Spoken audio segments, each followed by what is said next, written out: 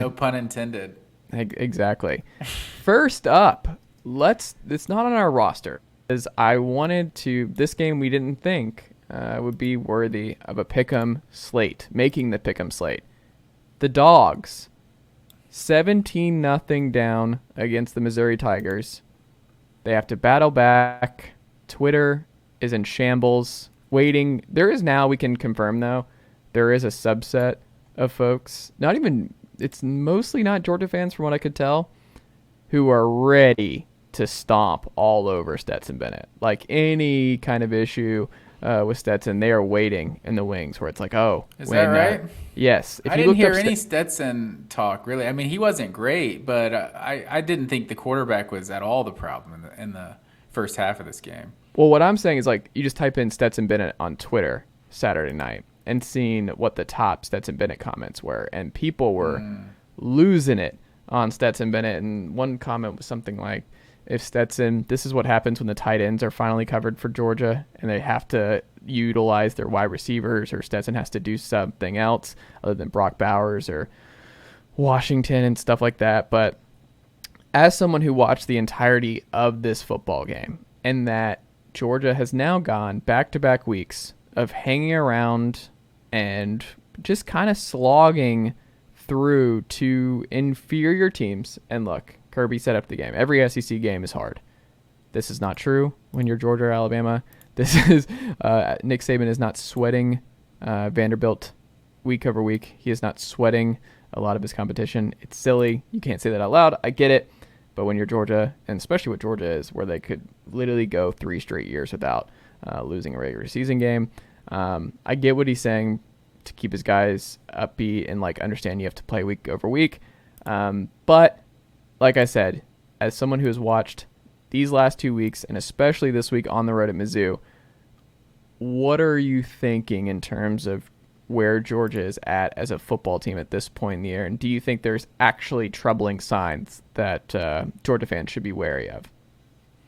I think the biggest thing to be worried about for Georgia is their red zone offense. I think that's really, because I don't really include last week. Like, yeah, they only beat Kent State by 17, but that game was like never in question. Like, it was never less than a 2-score lead in the second half. Like, you expect Georgia to beat that team by at least 4 touchdowns. So, but they had some turnovers in the red zone, that sort of thing, gave the team short field position. So I don't necessarily include last week. It wasn't a good performance, but this was a game that was actually in question the entire way. Like, I mean, you got into the fourth quarter and you're like, is Georgia really going to lose this game? It had the feelings of South Carolina 2019. Like, we're really just going to mess around, just not score any touchdowns. Not like, is that what we're going to do? Other than the fact that the South Carolina game, I think they had more turnovers. I think there was 3 or 4 turnovers in that game.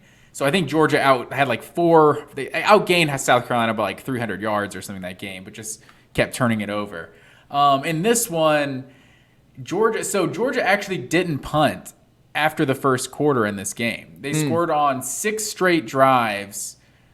Until the very last drive of the game where they just ran the clock out. All 6 of those drives, they got into the red zone. 4 of them, the first 4, all ended in field goals.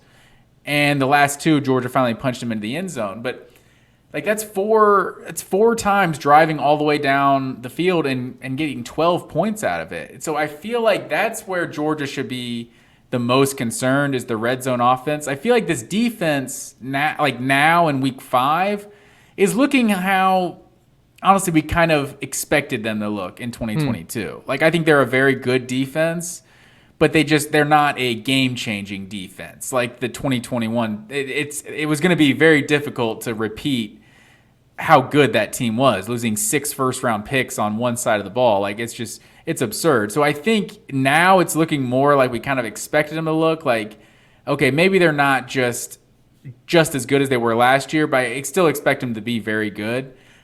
The turnovers, this is another one, like 2 turnovers. Like, one of them was forced. Guy ripped the ball out of Kendall Milton's hand, but one of them was just a completely unforced error on the handoff. I don't know if it was Stetson's fault or the running back's fault, but you just leave the ball there and you just can't do stuff like that and just beat yourself. So I think it's definitely the way this offense looked for half the game. It was just they were moving the ball, but yeah, it was just I would blame more than Stetson. I would blame the offensive line in the first half of this game. I think almost knocked my helmet off. Real microcosm of what's going on here with the Georgia Bulldogs. I was gonna say that is the most Georgia thing. Like the Georgia stuff just keeps happening this weekend. So in the first half, Georgia had where am I at?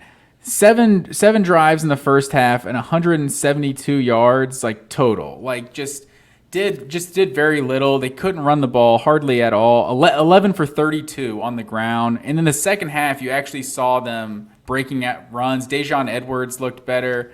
Kendall Milton, like at the end of the game, I think all the running back stats look solid, but I don't really think it's indicative of how much Georgia really struggled to run the ball for 2 quarters. So yeah, I think it's definitely something to worry about. I think it's good that these first couple SEC games you got out at South Carolina and at Missouri. I think this shouldn't be some of the tougher games on your schedule as far as the SEC play goes. But yeah, you got Auburn coming in next week. I think there's definitely reason to be a little worried about where this team's at right now.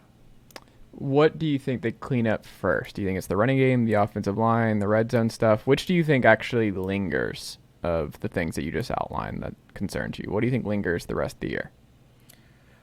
It's hard to say because I feel like this offensive line should be very good. So it seems like it's the University of Georgia, right? They should eventually figure out how to run the ball. Like that's what they do so well. So you tend to not worry too much about the running game, even though through 5 games it has not been what Georgia fans are used to. I think the red zone offense I think is my biggest concern because I think that's what